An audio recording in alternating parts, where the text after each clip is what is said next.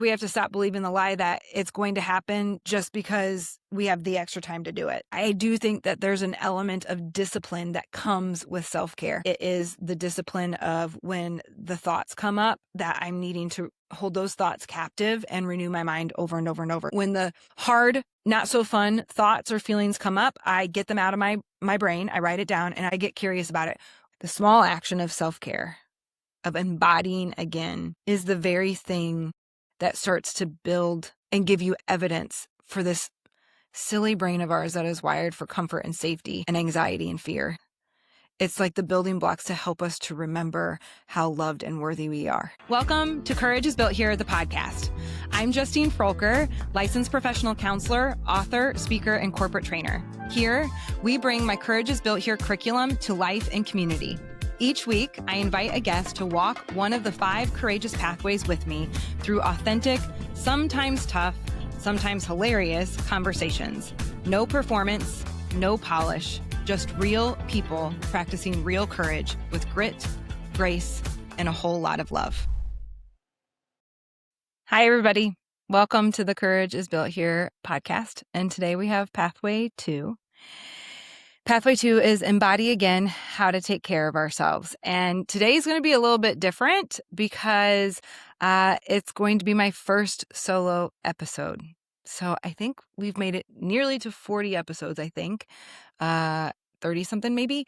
And I haven't had to record a solo episode. And I don't think it's just random chance that Pathway 2 is the pathway that I didn't have a guest in time for this to be edited by my producers, in which case you get a solo episode with me.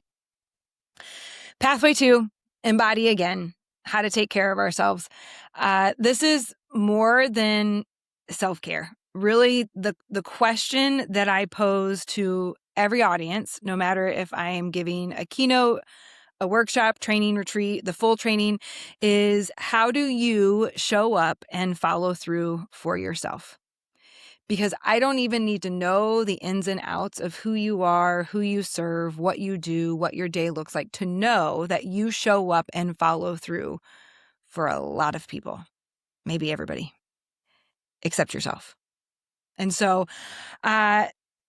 we're going to chat about what it looks like to embody again and take care of ourselves. I called this pathway Embody Again because we're no longer here. We're no longer in these bodies of ours, these miraculous, amazing bodies of ours. We don't have to be. Our schedules are so full. Our to-do lists are never getting done. And we have access to many computers in our hands, on our wrists all the time. Like, we don't have to be in this body if we don't want to be. And yet the fact that we're not is actually what is harming us a ton. And so knowing that I was going to be recording a solo episode, I asked my social media communities like what questions they had, what they wanted me to teach on. And of course, you all showed up. And so we're going to go through like kind of really a thread of 6 categories of questions that came up over and over and over, that really takes us from like, what is it, to how come, to what's the root or the foundation of it, to how do we do it. So I hope you stick around, and I encourage you to take one single thing, one thing that you get from this teach, from one of the questions that my community asks. You take one thing. No need to try to take all of it. It's impossible. You set yourself up to fail. And we are so good at self-sabotage.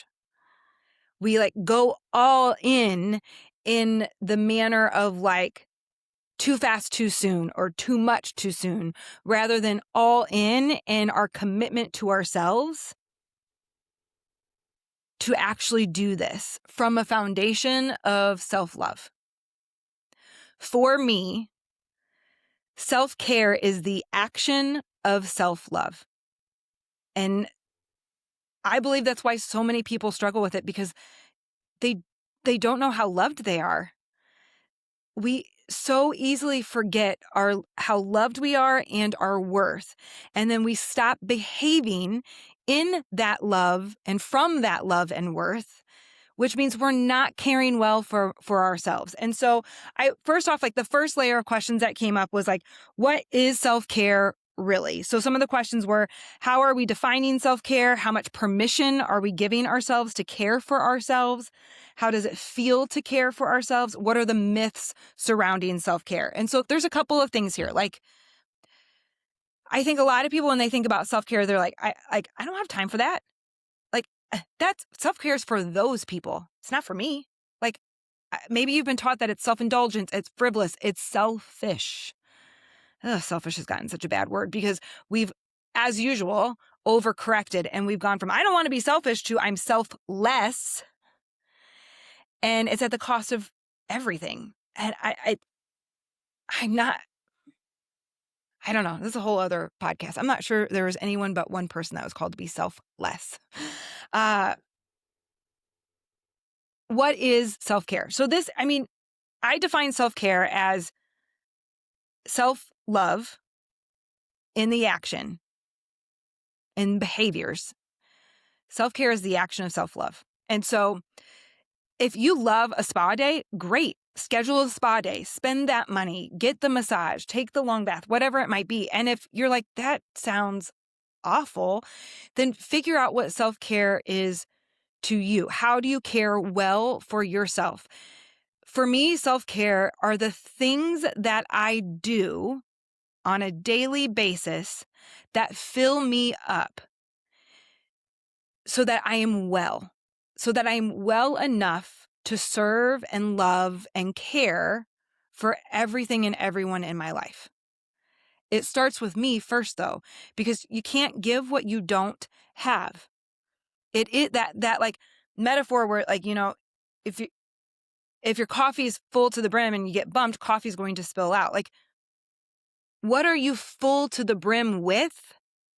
Because that is what you pour from. More than that, when things get really, really hard, what are you full to the brim with? Because then when you get bumped, when you get triggered, when things get hard, when stuff goes wrong, when the season is dry and you don't know how you're going to keep going, when you're sitting in traffic, when the kid doesn't get up with the alarm and makes everybody else late, like, what's going to spill out? What's going to spill over? And so self-care is what fills you up so that you pour from. And also when you get bumped up against, you spill out goodness and care and love and worthiness and joy and not all of the not so fun things because you haven't filled yourself up first. For me, that's what self-care is. Self-care is like that feeling that, like, if I don't do this, I know things are going to be so much more painful and harder than they have to be. No one has time for self-care. And I'm willing to bet that you can't afford not to do it anymore. Because if you don't, you're the one that ends up even more exhausted and resentful and judgy towards other people and angry and things like that. And so the other question that popped up, I love this one when it comes to what is self-care really, like, how much permission are we giving ourselves to care for ourselves? I'm not sure many people give themselves permission at all. Because of the beliefs and the lies that they have in regards to what it actually is, or what it has to be, or that it has to be this really big, long routine, which we're going to talk about here in a little while. Like, it doesn't have to, like, my self-care routine is extensive. I didn't start there. Also, my life may look different than yours. We couldn't have kids. And I would like to think that even if we did get to have them, that I would carve out the time to model this work for them because it's one of the best things that you can teach them. I'm also an entrepreneur. And so I, in many ways, set my own schedule. And make no doubt, tomorrow I have a full day teach. My alarm will go off at 4 a.m. so that I fill myself up first in order to give all day. Now, I don't say this to say that you need to get up at 4 a.m. That's not what I'm saying. That's what works for me. I actually feel worse if I go back to sleep after I've woken up. Like, I feel worse. It's just better for me to get my butt to sleep earlier and wake up when my body wakes up around 5 o'clock. And I love that time. I love it when I am the it feels like I'm the only one awake, and I'm choosing to fill myself up first. And so what is self-care to you, really? What is it? Define it. What do you want it to feel like? And at the same time, it probably doesn't always feel easy, comfortable, or good. Like, right? Like when I have full days and I have to leave this house at 7, I'm getting up at 4. Because that includes my time to feed myself a real breakfast, to move my body, to take my quiet prayer walk, to do my Bible study and my morning like formula and affirmations, my quiet listening prayer with Jesus. It includes getting ready. Like it includes all the things, right? Like for me, like that's not easy. It doesn't feel great. Would I rather sleep till 7 if I could? Thank you, hormones. I mean, yeah. And I know I feel so much better the rest of the day when I choose a little bit of hard up front to show up and care well for myself. So that's layer number 1. What is self-care really? The second layer, or the second piece that came in was like, do you actually believe you deserve it? And this comes back, this is identity at the end of the day. Like, so the questions that came in were, do I tie the need to serve others to my own worth or value? Am I trying to prove I am good and deserve to be in this space? Does my need to be seen by others outweigh the truth of how God sees me? Oof. Is the feeling of being needed self-serving? Do my actions show that I love myself? Do I actually believe that I deserve it? How many of us don't show up for ourselves because we haven't crossed enough off of the to-do list for everyone else first? We feel like we have to earn it. Except love doesn't keep score. Love isn't earned. It just is. Yes, there's a give and take to it for sure. It doesn't keep the scorecard though. Do you actually believe you deserve it?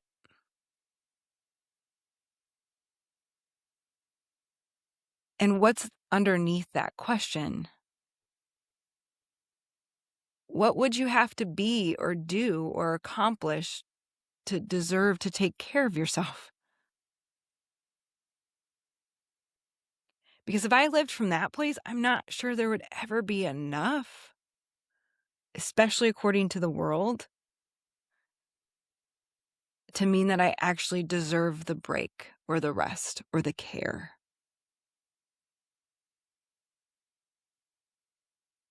Do I actually believe that I deserve it?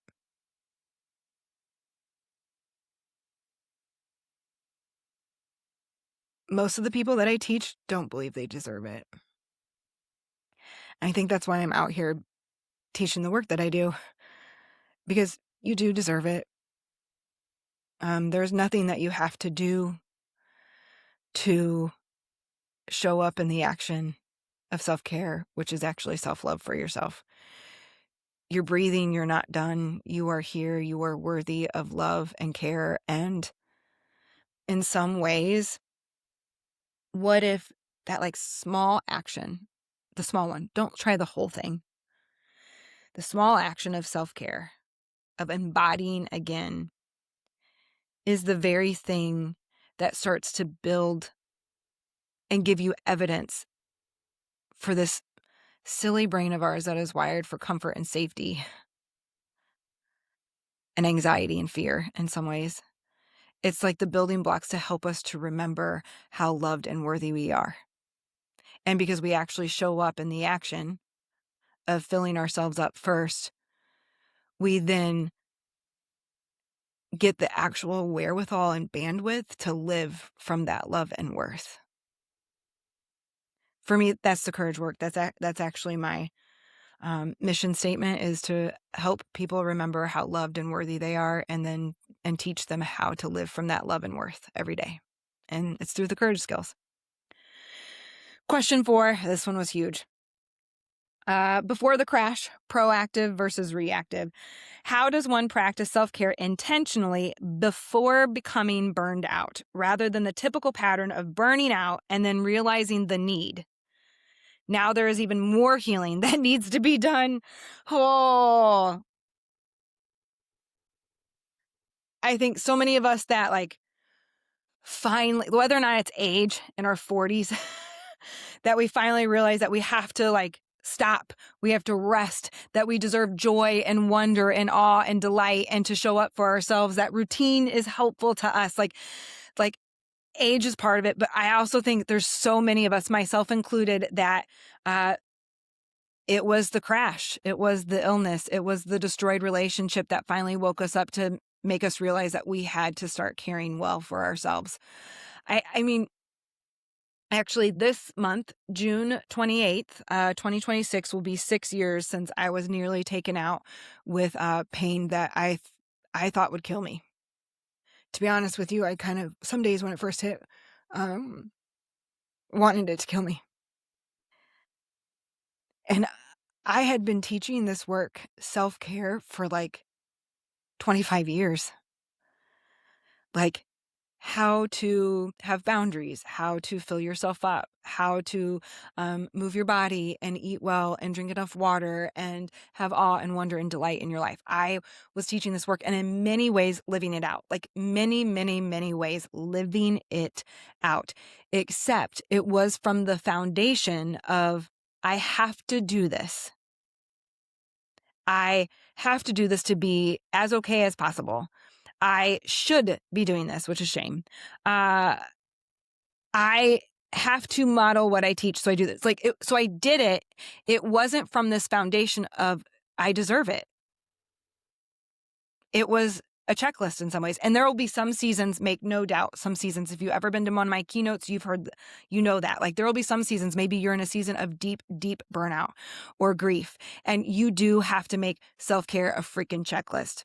That sticky note with eat, sleep, drink water, move your body, and then you add a fifth thing that helps you be in your body, and presence and awe and wonder and delight, laughter, joy, play. There will always be those seasons. And I do think that those seasons can be the foundation from which you build to continue to add the self-care that really fills your soul and fills your health and well-being with things that are necessary to live, love, and lead with more courage. And so I think we wait for the crash because we believe so many lies. We believe the lie that self-care is selfish, that we don't have time for it, that we're just too busy for it, that nothing else will get done if we don't do it ourselves, that we believe the lie that we have to be everything to everyone all of the time. And then when we fail at that, because you will always fail at that, because that's never possible for you to be everything to everyone all of the time, you don't think to yourself oh, that doesn't work. It's actually not possible. Nope, our brain takes that and we actually try to be even more to even more people, even more of the time. And it just creates this perpetual cycle of never enough and burnout and stress. And at this point, whether or not it's in my bio or things like that, people are always oh, we need you to help us prevent burnout. And it's there's no more prevention of burnout. Most of us are living in burnout. People are really, really not okay. And so our self-care has become reactive because we don't have any other choice but to do it. I always tell people there will be an ending point, whether or not it's an illness like me, or a relationship that is destroyed, or your work that all the joy is taken from it. Something will break. And the question is whether or not you will choose to show up for yourself and follow through before the break. And we are creatures of least resistance. And so probably a vast majority of us have to experience the break before we actually do it. Maybe the teachings that I do will help one person, and that's going to be enough, because that has ripple effects far beyond what I can see. I think when we look at why does why is self-care often reactive versus proactive? It's because we don't have the correct definition of what self-care actually is. And so we go back up to the very first. What is self-care really? And I think that's a question that only you can answer for yourself. And they're not like the answer to that question is not the same in every season of your life. Just because one thing works for me well in one season doesn't mean it's going to work well in another season. And so it's okay to try new things. It's okay to implement something new and set something aside that you had been doing for a while. Like, that's okay, because that's part of our learning and growing and changing and just the different seasons of our lives. Question 5. This is like more tangible. So like, how do I even start? How do I start? How to start when others don't support you. Hoo-wee. How not to lose momentum. How to stop negative self-talk. Okay, so how do I start? Number 1, you just freaking start. It really, we have to start. I think the biggest thing for implementing some well-being care in your life is that stop trying to do all of it. Make it easy.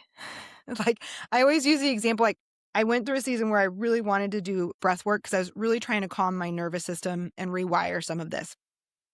And so I kept putting off, like, I don't have time for a 20-minute breath work. My routine is already 2 hours. Like, I don't want to add 20 minutes of breath work. And then it was like, make it easy. Do 5 minutes. You don't have to do 20 minutes. Do 5. Like, where do I start? Make it easy. Make it accessible. You know that you want to get an outside walk in every single day. And I will tell you, it will change your entire life. Entire life. And I'm talking a walk with no podcast, no music, no Marco Polo, no dogs, just you and nature. No phone. Stop walking around with your head down looking at your phone. Just you. And you're like, okay, I know a 30-minute walk is so good for my body. It's so good for my health. It's so good for dementia. It's good. It's literally so good for everything, except you are struggling with making the time for a 30-minute walk. Notice I said make the time, not take the time. We all have the same amount of time in our days. And like Jamie Winship says, time is not our enemy. It's really, really not. Those are lies of the world and of the enemy. You have enough time. You are on time. I promise. Instead of trying to go in on the 30-minute walk, do a 10-minute walk. Just, there's some days that like something went wrong in the morning and I'm not going to get my normal 20 to 30-minute walk in the morning by myself. Or maybe it's really icy outside in the winter. I literally just do my L cul-de-sac. That's it. That's all I do. And sometimes it's just one round of it. And it's a 5-minute walk. Make it easy. Make it accessible. Get some reps under your belt and then slowly add on to it when you have some habit built into it. So for me, that's where we start. Make it easy. Also, pick something that like you actually enjoy. Like, I don't want to cold plunge. I don't want to take a cold shower. I know that it would probably have lots of health benefits. I also know that I don't like it. I also know that there's some research that it's actually terrible for people like me who have had complex trauma in their lives. I don't want to do it. Like, so there's this weird balance of like, I do believe self-care, there's some discomfort, there's friction. For anything to have impact in your life, impact means collision. Impact means friction. There's going to have to be some discomfort. I don't think it has to be this like you are literally loathing your way through it. You'll never stick with it. Remember, we are creatures of least resistance. You'll never stick with it. And so like what is like, instead of either end of the extreme, what's the middle? What's the middle? Like, so find the things, create the things, try the things that you think that interest you, that you think you would enjoy. And at the same time, and this is where it like sounds like I talk out of both sides of my mouth, like also know that it's not going to be the most comfortable thing, because that's like when you learn, grow, and change, it is discomfort. It's not going to be the easiest thing to do. One of the other questions that came up, like, how do you start when others don't support you? Implementing caring well for yourself is kind of like setting a boundary, because change has to happen within the system, and systems are comfortable. Systems don't want to change. When one thing in a system changes, the system is supposed to buck. The system is supposed to rear its ugly head and try to make you be what you used to be. That doesn't mean that we succumb to the system when we know what is best for our well-being, because what is best for our well-being is ultimately what is best for the system. So your people who love you and support you, you may need to have a conversation with them and say, hey, I'm not okay. And I really need to start implementing these things in my life. This is where I'm going to start. So I need a couple things from you. One, I would like some accountability from you, if that's what you want from them. And tell them how to hold you accountable. Two, I need your support in this. There will be some things that maybe get missed or slack because I need to start implementing this. And so I'm going to ask you for support, which will mean that there's going to be some discomfort. When I was in private practice, I once had a mom say, she goes, I fought you for so long when you're like, I need you to put in a morning routine, just you, a morning routine, and talk to the kids about this is mom's quiet time. And you are welcome to join me in quiet time, and give them some color, play next to me, but this is quiet time. Mommy is reading her Bible or coloring or meditating or doing her movement, things like that. You interrupt mom when it's life or death, and give them examples of life and death, age appropriate. And she's like, I fought you so hard. I was like, I don't have time for that. I have little kids. The mornings are insane. And she goes, but I did it. She started with 5 minutes. And then she worked her way up to 10 minutes, and that was it.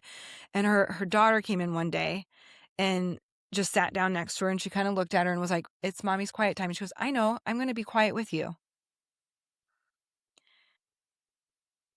She changed her daughter's life in that, especially now. Children are growing up with access to screens literally from right away. They don't ever have to be in their bodies, really. And we just weren't meant to live that way. And so model the work. Ask for accountability and for support from the people who love you. At the end of the day, though, I promise you, for you to take time for yourself, if that helps your well-being, it helps the well-being of the system. And if it doesn't, then your relationship with that system may need to change. That's a whole other episode. How not to lose momentum.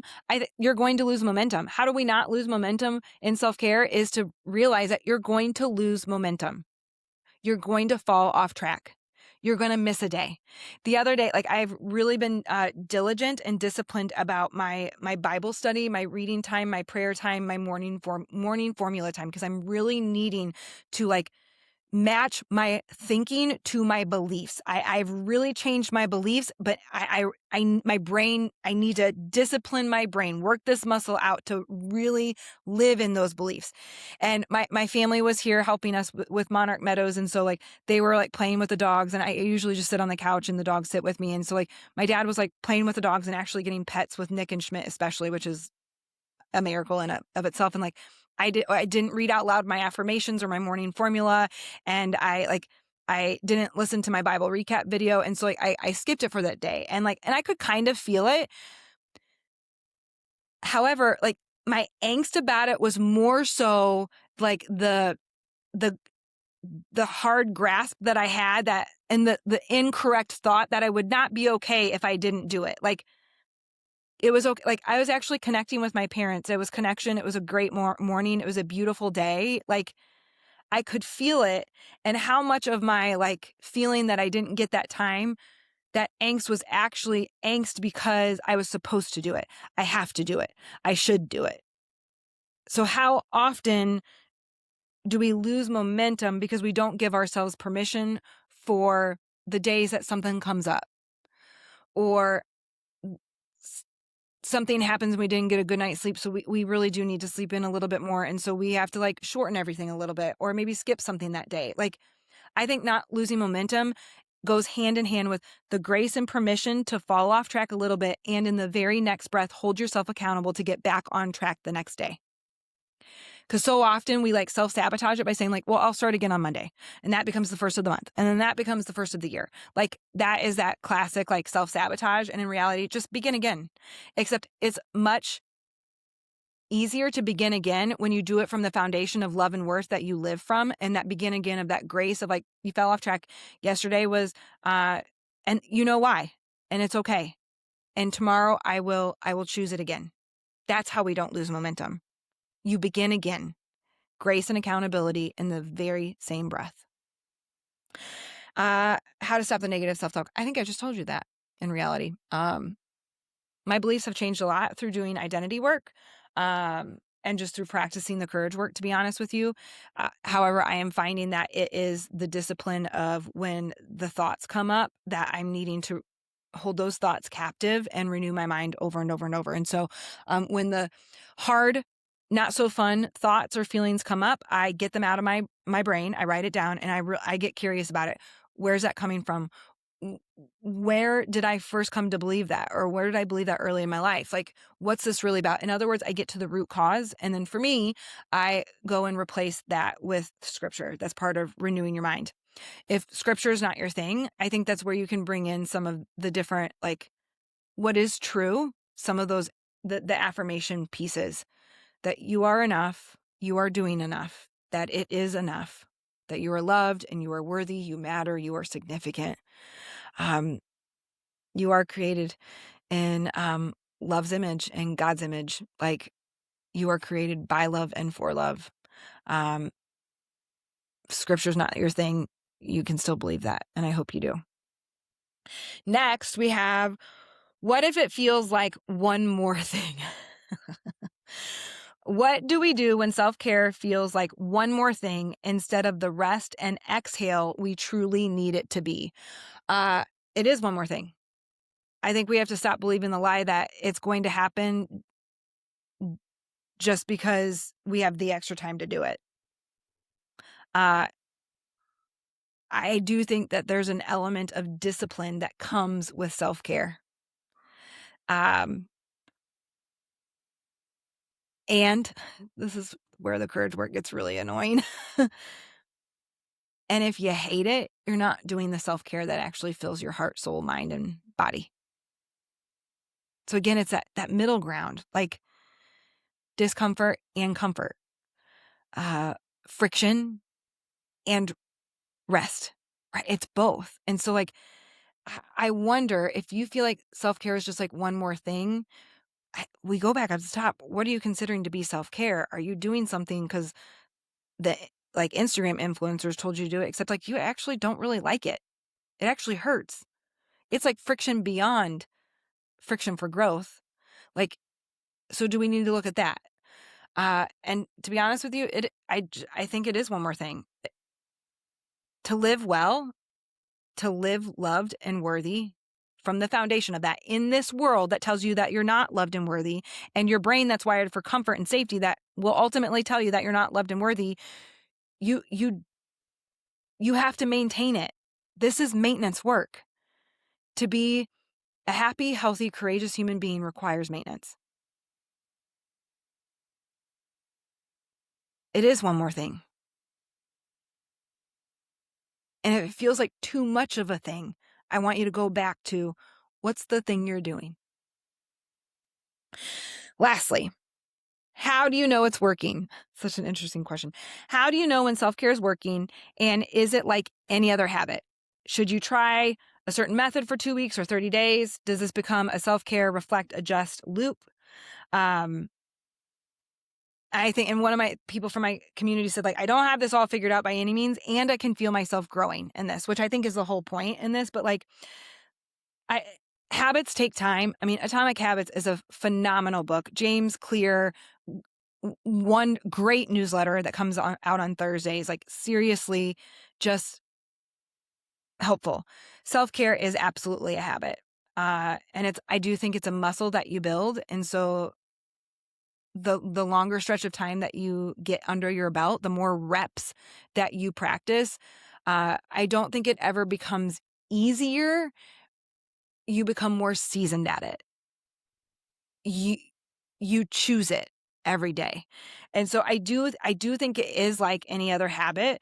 I always tell people like to, start whenever I do like keynotes and workshops, we talk a lot about like the human obligations: eat, sleep, drink water, move your body, and adding one thing to that list. And we talk about morning and nighttime routines. And I always tell people to start with a nighttime routine and then you start with a morning routine, because stop trying to get up early to do a morning routine when you're not getting enough sleep. And so I always like, one, make it easy. Start with 5 to 10 minutes of a nighttime routine. Get that under your belt. Get some good reps. A couple weeks, maybe it's a month for you. And it doesn't mean perfection. For a lot of us, that perfection is sabotage. Get reps under your belt, and then get it to 15 minutes. And then when you really start sleeping better and sleeping more, then maybe wake up 5 minutes early for a morning routine. And then add to that 10 minutes and then 15 minutes.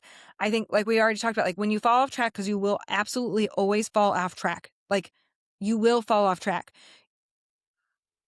You have to really practice the muscle of not resorting to nothing and giving up, and rather beginning again. I do think self-care is reflect, adjust, loop, right? Like, and like I said, like it looks different in every season. Like I recently, a couple weeks ago, I moved my morning walk to the very first thing in the morning rather than after my physical therapy. I don't really know why I did that. I felt like I just needed the quiet time right off the bat, rather than like pushing myself in my workout and my physical therapy, which is not always the most comfortable. And so I switched that up. I don't do breath work anymore. I did it for several months. I don't do it anymore. I have kind of fallen off the track of reading at night, mostly because I'm just really, really tired. And I've found that I'm struggling with YouTube. And so now I've locked myself out of YouTube so that I get back to my reading at night. I don't like journaling big, long things. And so I got myself the one-liner journal. It has 5 years in one book. I love it so much. It's so easy. I just write like 4 sentences. I write more than one line because I'm wordy. It is creating what works for you right now that lives in this tension of rest, refill, a little friction to help you grow. And knowing that it's probably never going to be set in stone. It's going to shift in different seasons of your life. And you'll replace different things when you discover a new tool, things like that. Start somewhere. Make it easy. Define what it is for you. And most of all, stop believing the lie that you don't deserve it. You don't have time for it. Because you do. Because you are a loved, worthy human being that requires and deserves the maintenance of self-love and the action of self-care. I would love to know your thoughts. Leave them in the comments. I would also really appreciate it if you liked and reviewed this podcast and shared it with somebody who you think it would be helpful for. So thanks for being here, and let me know what you think about the solo episodes. Maybe as my guest list starts to kind of dwindle a little bit, maybe we'll do more solo episodes. So thank you so much for joining me, and I will see you next time. Thank you for listening to the Courage is Built Here podcast. Whether you're brand new to this work or living it out loud every day, I hope today was helpful, hopeful, and a reminder that you're not alone. What one bit of courage will you take from this episode, and how will you walk it out?